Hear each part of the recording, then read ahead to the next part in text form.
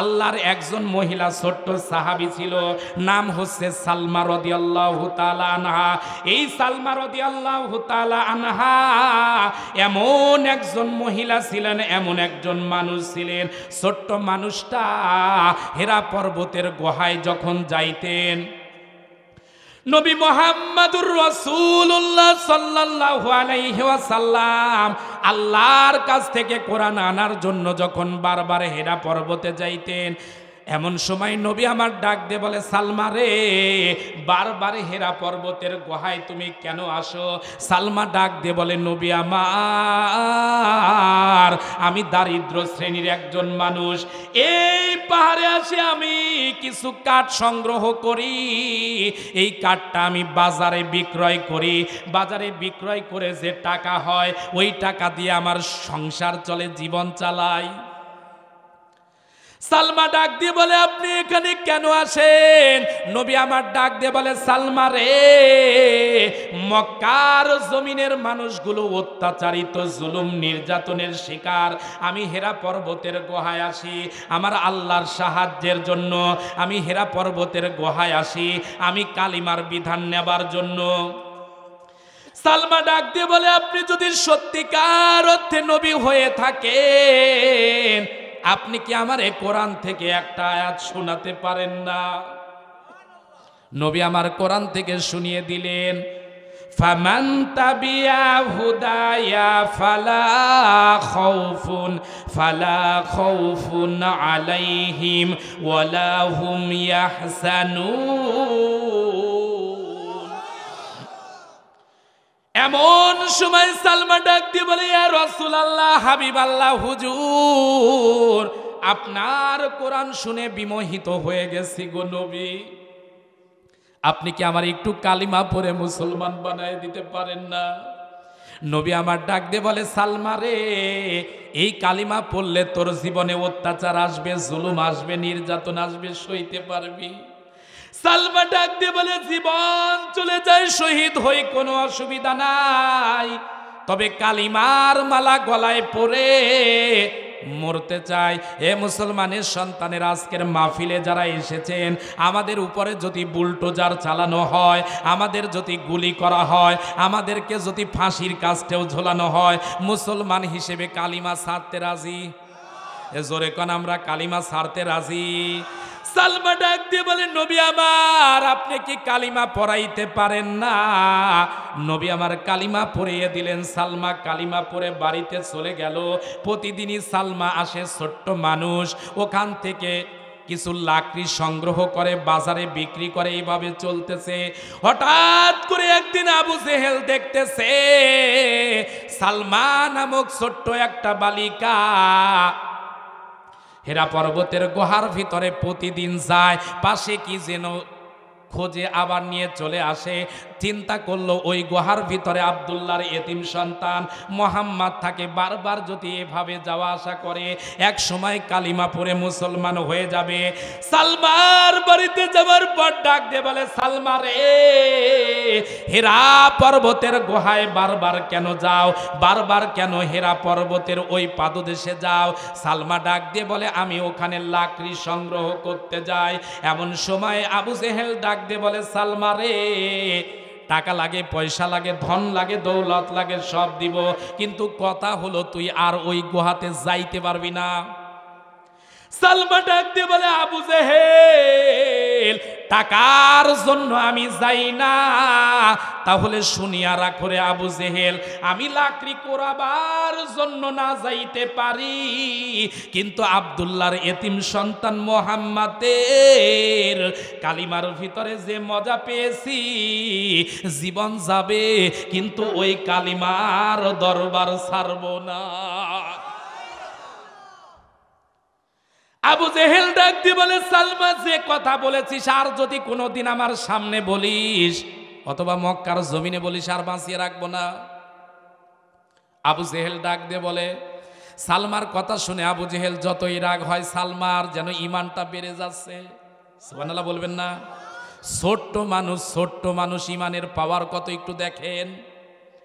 সালমা ডাক দিয়ে বলে, আবু জেহেল, অত্যাচার করা লাগে অত্যাচার কর, জুলুম করা লাগে জুলুম কর, কোনো অসুবিধা নাই, কিন্তু কালিমা ছাড়বো না। কারণ কালিমার মজা যে একবার পায় ওই মানুষটা মারা যাইতে রাজি, শহীদ হতে রাজি, কিন্তু আল্লাহর কালিমা ছাড়তে রাজি।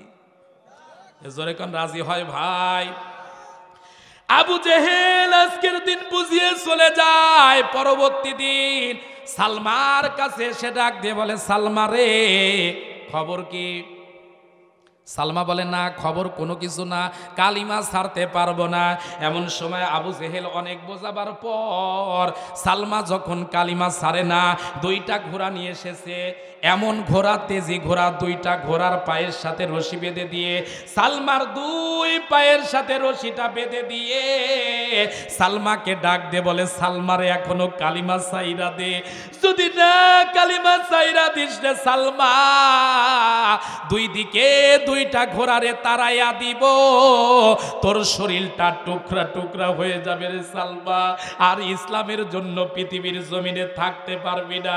সালমা ডাক দিয়ে বলে, আবু জেহেল, এই পৃথিবীর জমিন থেকে শহীদ হতে পারি, এই পৃথিবীর জমিন থেকে বিদায় হতে পারি, কিন্তু যে আল্লাহর হাতে আমার জান আছে, যে আল্লাহর প্রতি আমি ঈমান এনেছি, এ আবু জেহেল শুনিয়া রাখ, আমি কালিমা ছাড়তে পারি না। আবু জেহেলের রাগ ক্রমশ বেড়ে চলেছে। এমন সময় দুইটি ঘোড়াকে যখন তাড়াইয়া দিল, মুহূর্তের ভিতরে ছোট্ট মানুষ সালমার দুইটা পা ছিঁড়ে একেবারে শরীরটা আলাদা হয়ে গেল, রক্ত ফিঙ্কি দিয়ে পড়তেছে, আর সালমা যেন কালিমা পড়তে পড়ে আল্লাহর জান্নাতে চলে গেল। এ মুসলমানের সন্তানেরা, কালিমার জন্য যদি জীবন দিতে হয়, কালিমার জন্য যদি সাহাবীরা শহীদ হতে পারে, আজও এই পৃথিবীর জন্য যারা কালিমার জন্য দাওয়াতি কাজ করে, আমাদের মা বোনদের ভিতরেও যারা আছে, বলেন তো তাদের উপরও জুলুম নির্যাতন আছে না না? আমাদের দেশে যতই কথা বলেন না কেন, মা বোনের উপরে কেউ যাইতে পারবে না। বারবার দেখবেন একই কাহিনী, তার মানে হলো মা বোনদের আলোচনা করা দরকার, যেহেতু ঘুরে ফিরে ওরা দেশের। আমাদের ভিতরে পুরুষেরা নাই, যার কারণে আমরা দেখলাম এই বাংলাদেশের ঝিনাইদাতে একজন হিজড়া, কথা কান না কেন, হিজড়া নাই বললাম, একটু সম্মান দিয়ে বলি, তৃতীয় লিঙ্গের একজন মানুষ, তিনি চেয়ারম্যান হয়ে দেখিয়ে দিয়েছে এদেশে পুরুষেরা নাই। কথা কান না কেন? আমাদের দামার আছে, সব শেষ। আপনি বাড়িতে এসে বলবেন, রহিমার মা সারাদিন কাজ করেছি, এক গিলাস পানি দাও, ও বলবে আপনার মাথা খারাপ, আপনি নিজেও খান, আমারেও এক গ্লাস ঢেলে দেন। আপনি তো জানেন না, স্টার জলসায় স্টার প্লাসে যে অনুষ্ঠান হচ্ছে, যদি 1 ঘন্টা পরে সিরিয়াল দেখতে আসি আর পাবো না, আমার কাজ আবার সকালে আদায় করা লাগবে। কথা কন না জ্ঞান? এরকম কাজ আদায় করার মতো বউ কার ঘরে আছে? একটু হাত তোলেন তো দেখি। কই? এখন কেউ তুলবে না। মানে আমাদের ওয়াজ করতে গিয়ে আমরা দেখি, বউ দেখে যে মানুষ কি হারে ভয় পায় রে ভাই, এ তাফসির মাহফিলে না আসলে বুঝতে পারতাম না। আমি একজনকে বললাম, ভাই আপনি হাত তুললেন না কেন? বলতেছে, আমি হাত তুলি আর সকালবেলা নাস্তা যাতে বন্ধ হয়। এরকম ভয় পায় না, এরকম লোক খুঁজে পাওয়া মুশকিল হয়ে যাচ্ছে। এ মুসলমানের সন্তানেরা, কথাগুলো একটু হৃদয়ের কান দিয়ে শুনবেন। মা বোনদের ওয়াজ করতে করতে অনেক জায়গায় দেখেছি বক্তা স্টেজে পর্যন্ত মারা যাচ্ছে, কিন্তু স্বাধীনতার পর থেকে শুরু করে আজ পর্যন্ত যত ওয়াজ বেড়েছে, পর্দার ঝুল কি বেড়েছে না কমেছে? কথা মনে হয় বুঝতেছেন না? যত ওয়াজ বাড়তেছে, মা বোনদের ওয়াজের কারণে পর্দার ঝুল কমতেছে। এক সময় কাপড় ছিল 4 পিস, তারপরে শুরু হয়েছিল 3 পিস, তারপরে 2 পিস, বর্তমানে একেবারে 1 পিস। যার বাস্তব প্রমাণ যদি দেখতে চান, পাবনা বিজ্ঞান ও প্রযুক্তিতে যান, অথবা পাবনা অ্যাডওয়ার্ডে যান, অথবা কুষ্টিয়া ভার্সিটি ইসলামী, তাতে কি হয়েছে ওখানেও যান, 2 সাইডটা পেয়ে যাবেন। তার মানে আমাদের বোন, আমাদের মাদের পর্দা ঠিক আছে। এ জোরে কোন আছে? পর্দা শেষ। তার মানে ওয়াজ দিয়ে পর্দা হবে না, পর্দা যদি কায়েম করতে চান আইন করা লাগবে। আপনি বিশ্বাস করেন আর না করেন, এই পাবনা জেলার যিনি এমপি মহোদয় আছে অথবা এই পাবনা জেলার যারা দায়িত্বশীল আছে তারা যদি বলে আগামীকাল থেকে একটা মানুষকে যদি বেপরদায় পাওয়া যায়, একটা মানুষ যদি বোরকা ছাড়া, একটা নারী, একটা মহিলা, একটা মেয়েকে পাওয়া যায়, 2 মাসের জন্য কারাদণ্ড। আল্লাহর কসম করে বলি আগামীকাল 10টার পরে একটা মা বোন রাস্তাঘাটে পর্দা ছাড়া পাওয়া যাবে না। তার মানে ওয়াজ দ্বারা পর্দা হবে না, আইন দ্বারা। আবার কয় হবে মানে কি হবে সেটা বলা লাগবে তো। ওয়াজ দ্বারা হবে, আইন লাগবে। আমরা হুজুররা যত ওয়াজ করতেছি আরো কমতেছে। আরে কমতেছে মানে দুঃখের কথা কি বলবো, বাংলাদেশে অধিকাংশ বক্তার বাড়িতেই পর্দা নাই। আমি নিজে সাক্ষী।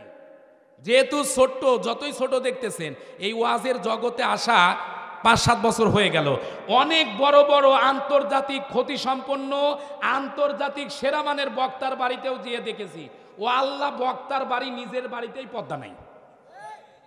আমাকে নিয়ে যেয়ে বলতেছে এটা তোমার ভাবি হয়, এটা তোমার আপা হয়, এটা তোমার অমুক হয়। কথা কন্যা কেরে ভাই, মানে বক্তা কিন্তু সারা বাংলাদেশ কাঁপানোর মতো বক্তা। তার মানে হুজুরের ঘরে পর্দা আছে না। আমি সব হুজুর খারাপ তা বলতেছি না, কিছু কিছু বক্তা এরকম আছে। এ মুসলমানের সন্তানেরা, এখানে কথা শেষ নয়, একটু হৃদয়ের কান দিয়ে শুনবেন। আপনি চাইলেও দেখবেন আপনার স্ত্রী যদি পর্দা নিশি না হয়, পর্দা করাতে পারবেন না। কথা কন না কেন? আপনি যদি বেশি টালটি বালটি করেন, আপনার স্ত্রী বলবে আপনারেও সালাম, আপনার সংসারেও কেউ সালাম। তার মানে স্ত্রী যদি পর্দা নিশি না হয়, ঝামেলা আছে না নাই?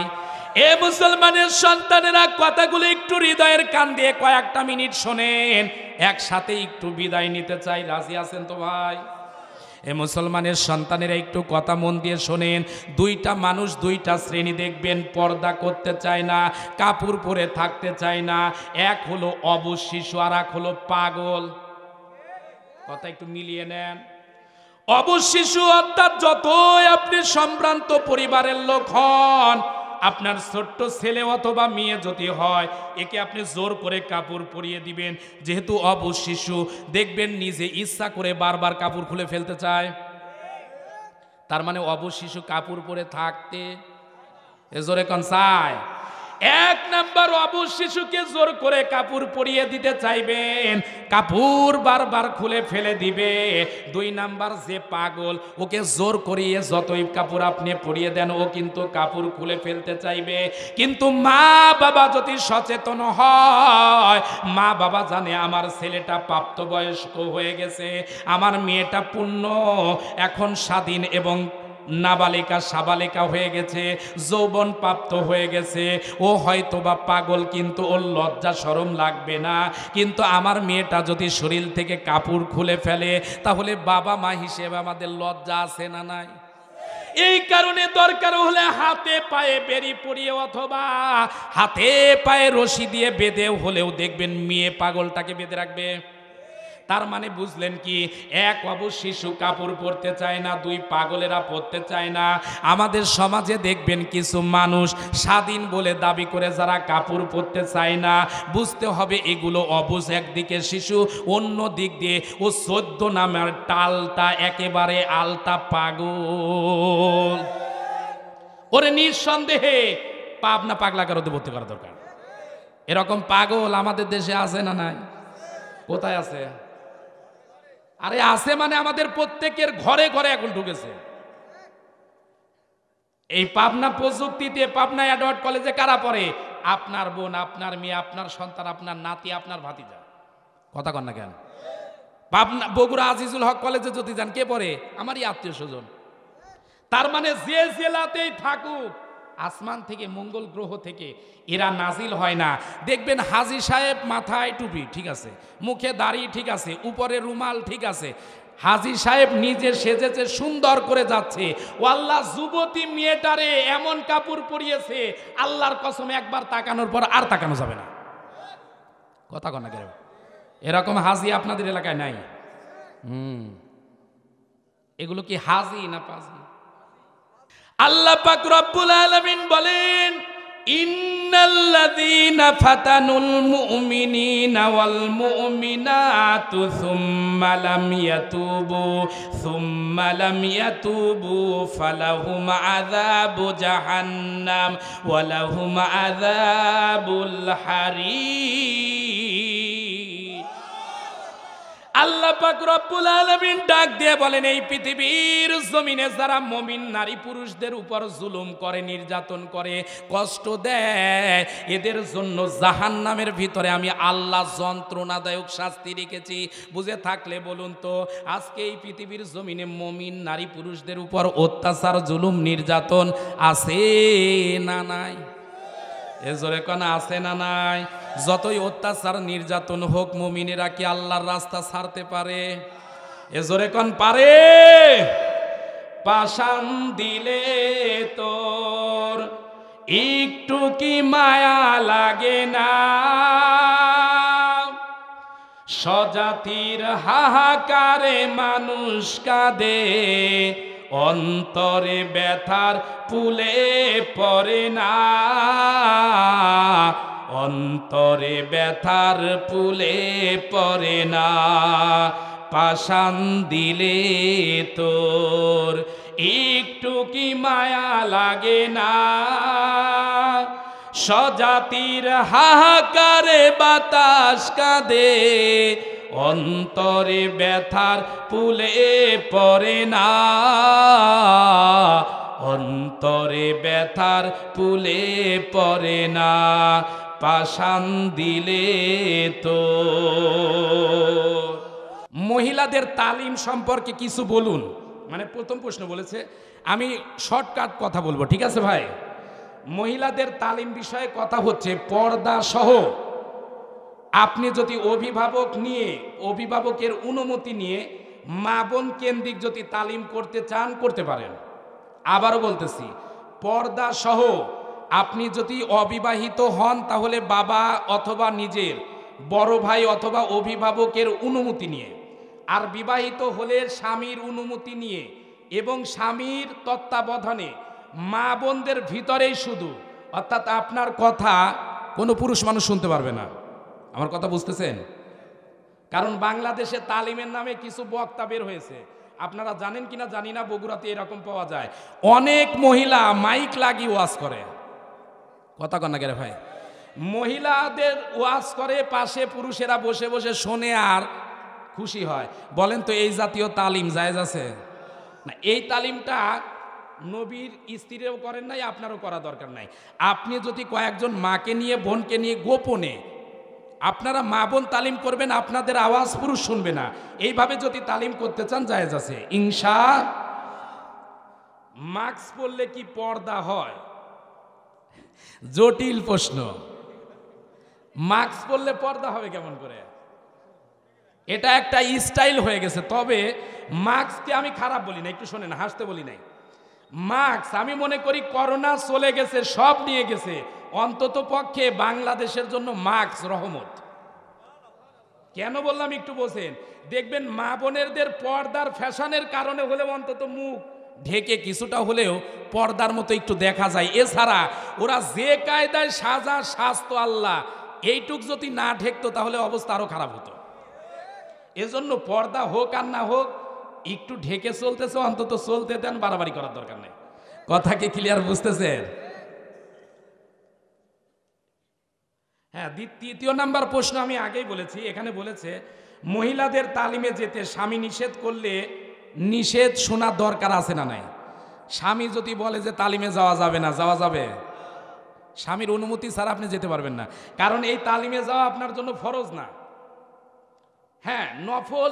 এখানে শিক্ষার জন্য আপনি যাচ্ছেন, অবশ্যই স্বামীকে বুঝিয়ে পর্দার সহিত যদি যেতে পারেন যাবেন। শবে বরাতের করণীয় এবং বর্জনীয়, এখানে অনেক প্রশ্ন আসছে। এ আপনাদের ধৈর্য আছে তো ভাই?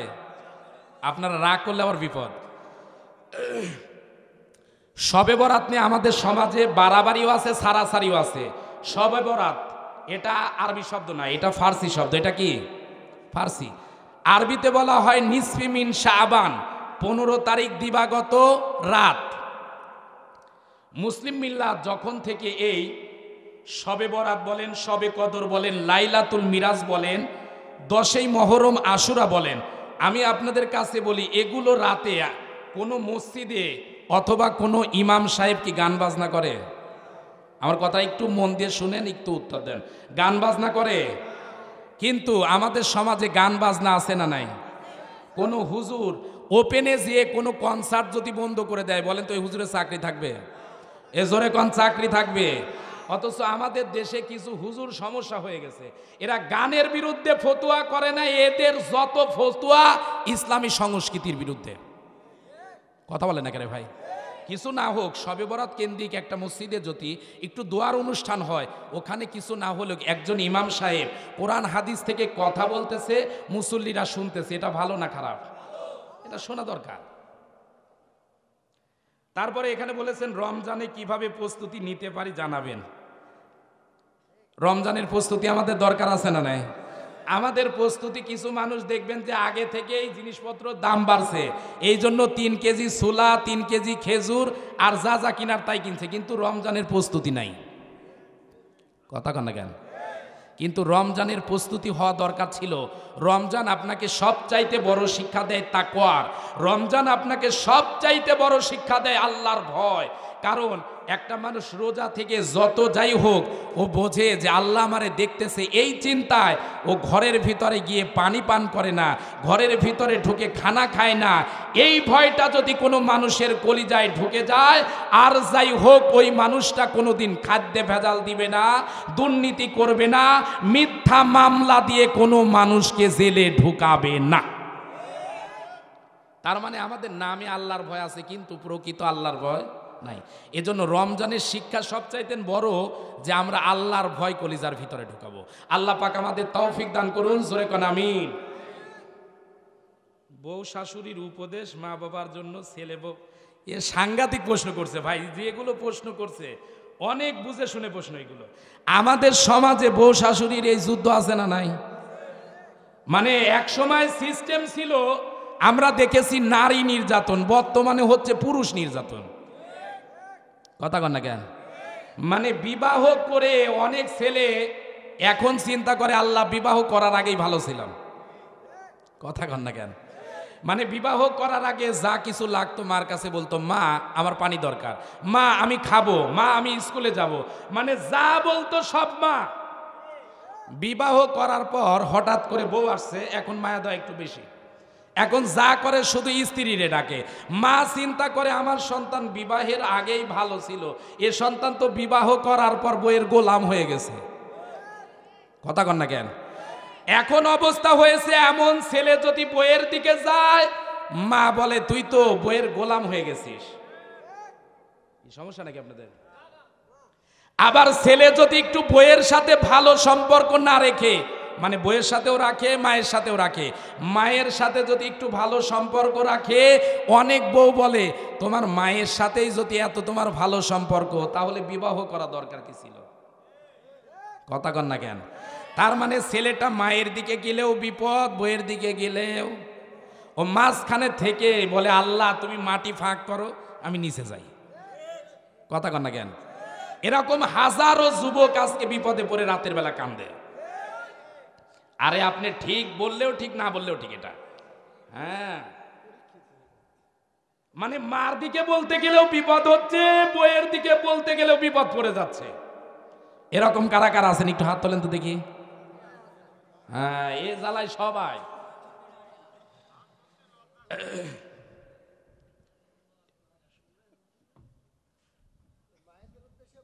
আচ্ছা একটু একটু ওয়েট, এখানে অনেকগুলো প্রশ্ন আছে, বলবো।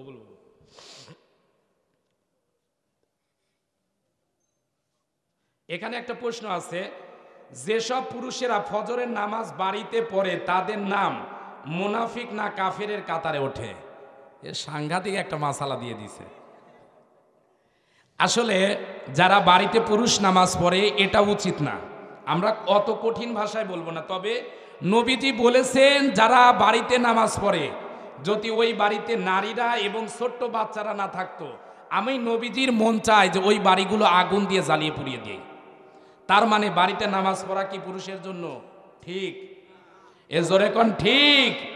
কাফের না মুনাফিক সেটা পরের কথা। তবে আপনি মুসলমান যদি হয়ে থাকেন, নবীজির এই হুঁশিয়ারি যদি ভয় পান, আপনারে যদি কোনো প্রয়োজন না থাকে, আপনার যদি কোনো সমস্যা না থাকে, আপনার যদি সম্পদের ক্ষতি হওয়ার আশঙ্কা না থাকে, তাহলে মসজিদে গিয়েই পুরুষ মানুষের নামাজ পড়িতে হইবে।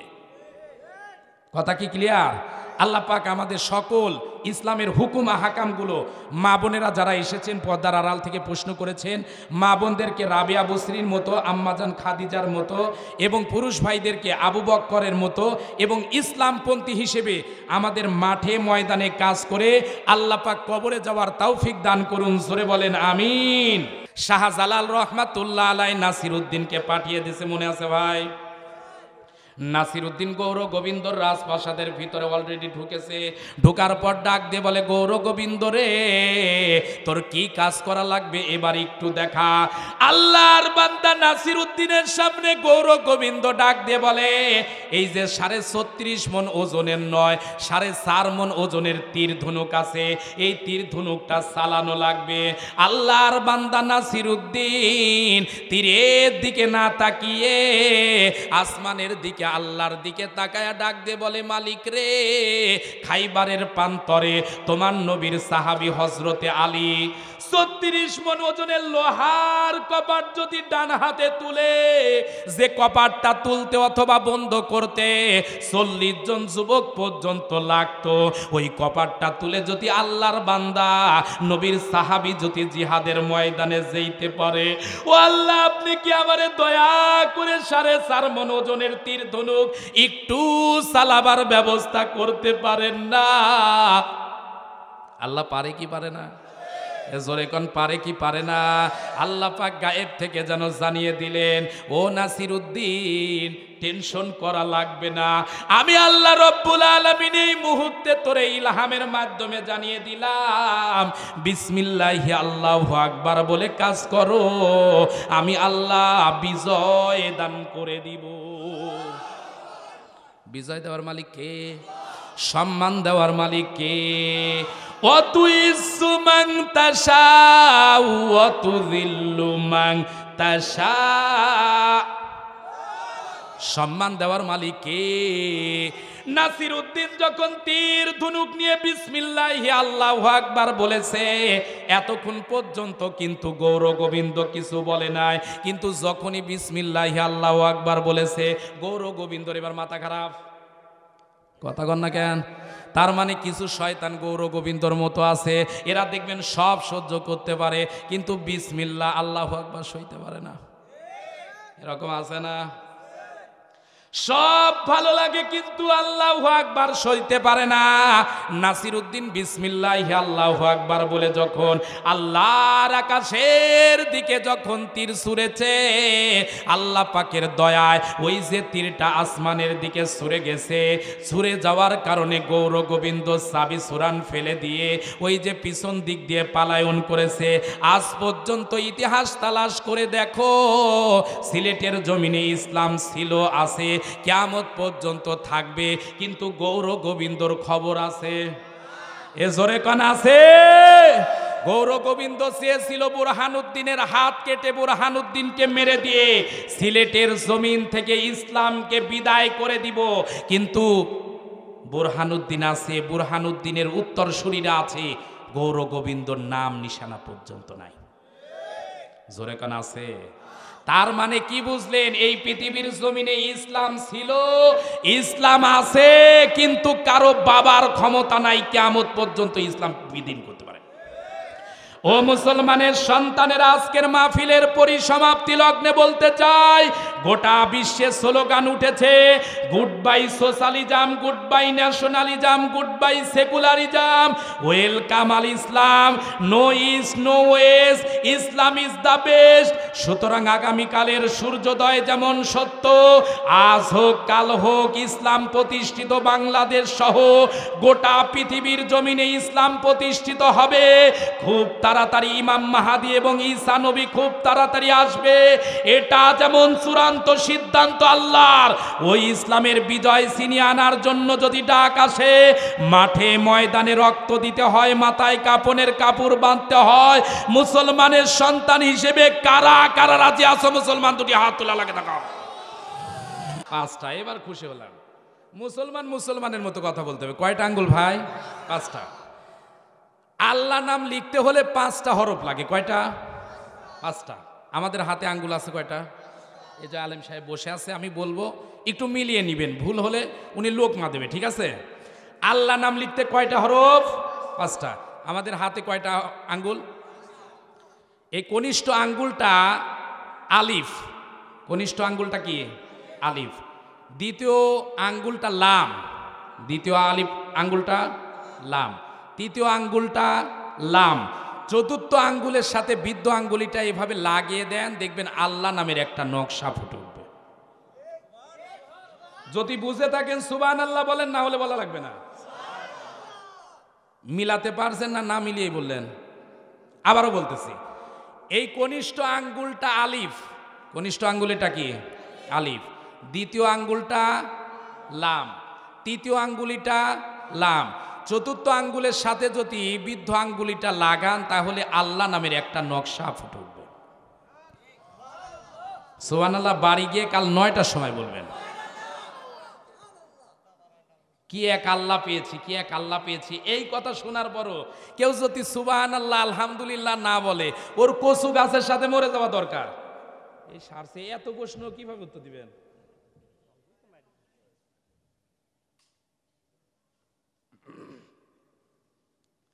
আচ্ছা, পরে এই বিষয়ে আসতেছি। 2 নাম্বার, হাতের তালুতে আমাদের কিছু রেখা আছে। রেখা আছে না ভাই? এই রেখার ভিতরে কি লেখা আছে কখনো ভেবে দেখেছেন? আমরা সারা জীবন জানি যে হাতের রেখার ভিতরে আঁকা বাঁকা দাগ। ডাক্তার সাহেবও দেখেন, সমস্যা নেই। একটু হুজুর আগে আসেন, তাহলে সহজ হবে। যেহেতু আলেম মানুষ, মাদ্রাসায় পড়াশোনা করছে, বুঝবে, তাই না? আরবিতে সোজা একটা টান দিলে হয় এক। আরবিতে এক লিখতে হলে কি করতে হয়? কলমের মতো সোজা একটা টান দিলে হয় এক। দেখি একটু, হ্যাঁ ভাইয়ের সাথে হবে। আর ইলিশ মাছ চেনেন তো পাবনাবাসী? ইলিশ মাছের এরকম একটা সুক্কা কাঁটা আছে, আরবিতে বলে 8। ঠিক আছে, এটা 8। পরে সোজা একটা টান এক। তাহলে 8-এর পর 1 হলে কত হয়? কথা কয় না বাঙালি। কত কত? আবার কয় 181 মানে? প্রথমে 8 পরে 1, কত হলো? 81। এ হাতে 81, তাই না? এ হাতে। এবার দেখেন উল্টা, প্রথমে 8, এখানে দেখবেন প্রথমে 1 পরে 8। তার মানে এক হাতে যদি 18 থাকে আর এক হাতে যদি 81 থাকে, কত হয়? না বোঝেন নেই, নিজের হাতে মিলান। হুজুরে মিলাইছে, আপনারা মনে করতেছেন আমার হাতে নাই, প্রত্যেকের হাতে আছে, মিলান। প্রথমে দেখেন একটা সোজা একটা দাগ আছে, ভাইয়াকে দেখেন, দেখেন মিলে যদি তাহলে বলবেন, না হলে বলার দরকার নাই। সোজা একটা টান, এটা হলো 1। এটা কি? ইলিশ মাছের চুক্কা একটা কাঁটা আছে, এটা হচ্ছে 8। তাহলে কত হলো? 1-এর পর 8 লিখলে কত হয়? 81। আর এক হাতে দেখবেন প্রথমে একটা সোজা একটা টান আছে, তাহলে 1। 1-এর পর 8 লিখলে কত হয়? 18। তাহলে 18 আর 81 যোগ করলে 99। কার নাম? আর একটু জোরে কন।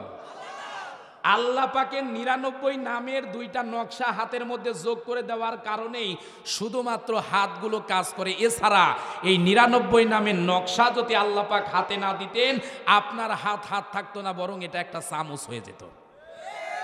বিশ্বাস না হলে হাতের দিকে তাকিয়ে দেখেন, এই যেখানে আপনার দাগগুলো আছে, এই কারণে আপনি মুষ্টিবদ্ধ হাত করতে পারেন। এরপরও সুবহানাল্লাহ বলবেন না? তাহলে দয়ার মালিক কে? 2 নাম্বার আর একটা জিনিস বলবো, রাগ করতেছেন না তো আপনারা? আমাদের নাক কয়টা বলেন তো ভাই? নাকে ছিদ্র কয়টা? যে আল্লাহ নাক দিয়েছেন একটা, ছিদ্র একটা দিতে পারতেন না? পারতেন না? কিন্তু 2টা দিয়েছেন কেন? কারণ আছে না?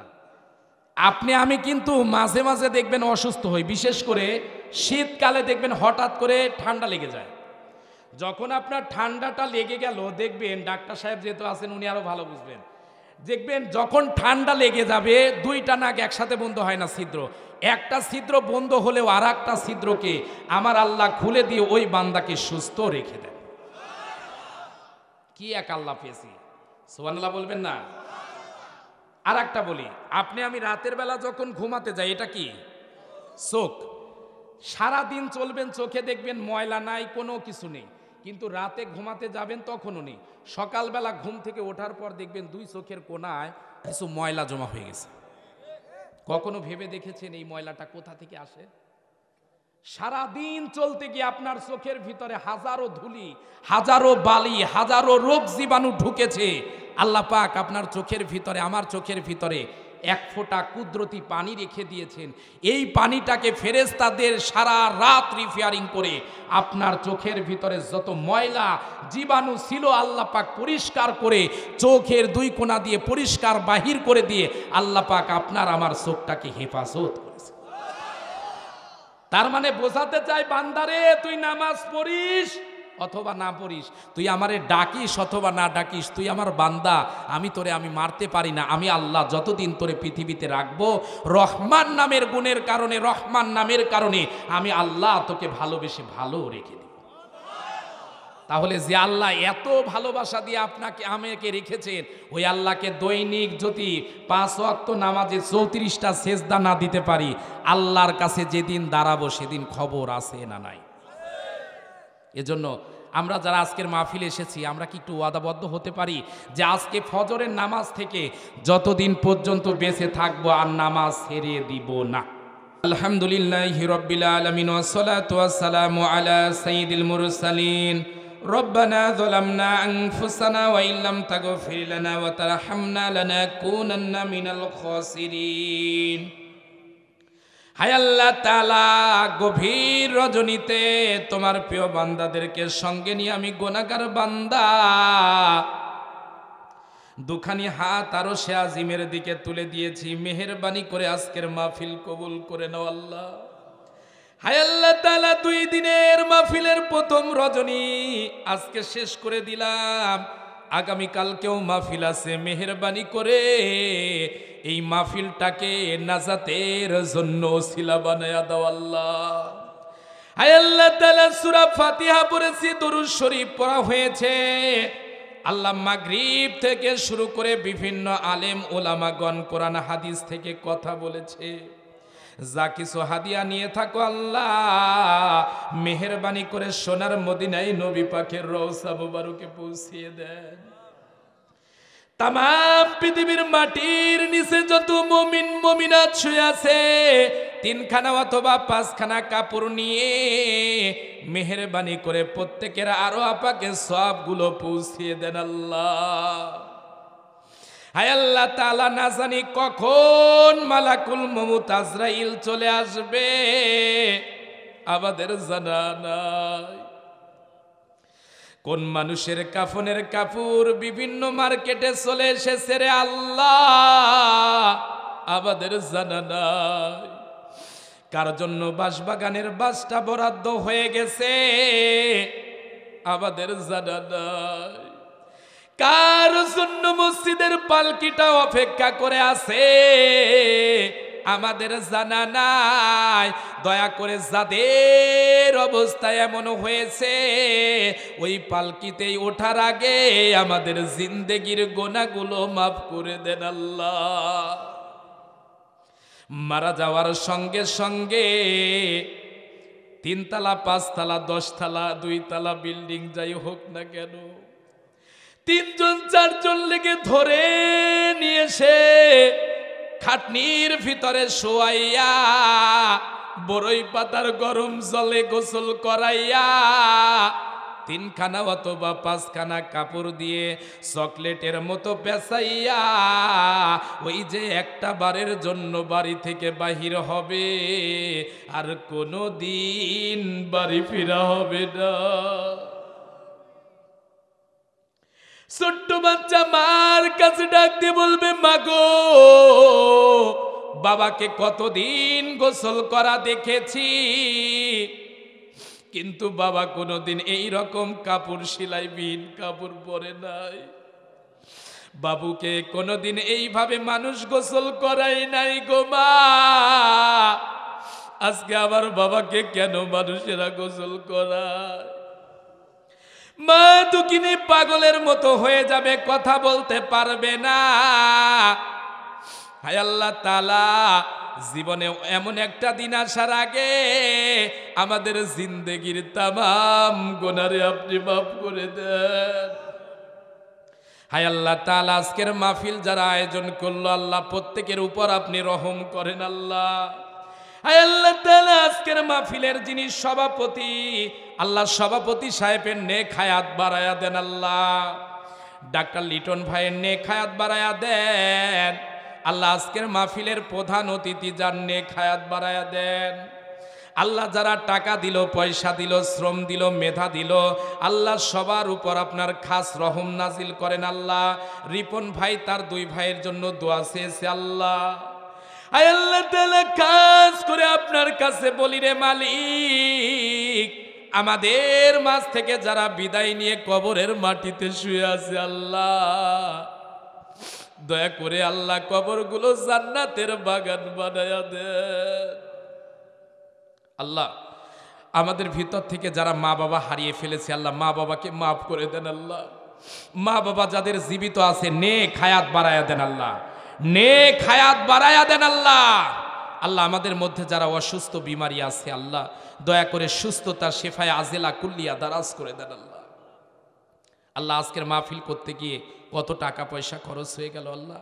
এই প্যান্ডেল যারা করলো, লাইটিনের ব্যবস্থা করলো, মাইকের ব্যবস্থা করলো আল্লাহ, কয়েকটা দিন স্বেচ্ছাসেবকের ভূমিকা করতে গিয়ে যুবকেরা অক্লান্ত পরিশ্রম করেছে, মুরব্বী বাবাজিরা কত কষ্ট করেছে আল্লাহ। আজকের মাহফিলকে সফল করতে গিয়ে যারা কষ্ট করলো আল্লাহ, প্রত্যেকের নেক হায়াত বাড়ায়া দেন আল্লাহ। আল্লাহ, দূর দূরান্ত থেকে মা বোনেরা আজকের আলোচনা শোনার জন্য এসেছে আল্লাহ। মা বোনদেরকে আম্মাজান খাদিজা, রাবেয়া, বুসরির মতো বানায়া দেন আল্লাহ। আল্লাহ, যে সকল মায়েদের সন্তান হয় না দয়া করে সন্তান দিয়ে কলিজা ঠান্ডা করে দেন আল্লাহ। আল্লাহ, দয়া করে আমাদের প্রত্যেককে নেক সন্তানের বাবা মা হওয়ার তৌফিক দিয়ে দেন আল্লাহ। আল্লাহ, আমাদের সন্তানদেরকে নামাজি দিনদার বানায়া দেন আল্লাহ। আল্লাহ, আগামীকালকে যারা আসবে আল্লাহ, কোরআন হাদিস থেকে সুন্দর সুন্দর কথা বলা তৌফিক দিয়ে দেন আল্লাহ। আগামীকাল মাহফিল সফলতার দ্বার প্রান্তে পৌঁছাবার জন্য আপনার কুদরতি ব্যবস্থা করে দেন আল্লাহ। আল্লাহ, এই মাহফিলটাকে কিয়ামত পর্যন্ত আপনি জারি এবং কায়েম রেখে দিবেন আল্লাহ। কয়েকটা সেকেন্ড ছেড়ে দিলাম, যার যে দুঃখ কষ্ট বেদনা আছে একটু চক্ষুটা বন্ধ করে মাথাটা নিচু করে আল্লাহর কাছে বলেন। মা বোনেরা যারা এসেছেন চক্ষুটা বন্ধ করে মাথাটা নিচু করে আল্লাহর কাছে বলেন যার যে চাওয়াগুলো আছে। আল্লাহ, তোমার বান্দারা কি চায় আল্লাহ তুমি শোনো আল্লাহ।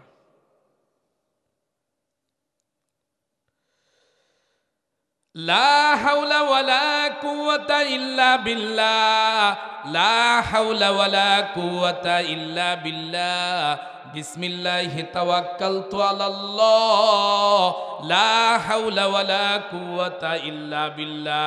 হায় আল্লাহ তাআলা, গভীর রজনীতে তোমার কাছে বলি আল্লাহ, বাংলাদেশ সহ যত মানুষ বন্দী হয়ে আছে সকল বন্দীদেরকে আপনি নিজভাবে মুক্ত করে দেন আল্লাহ।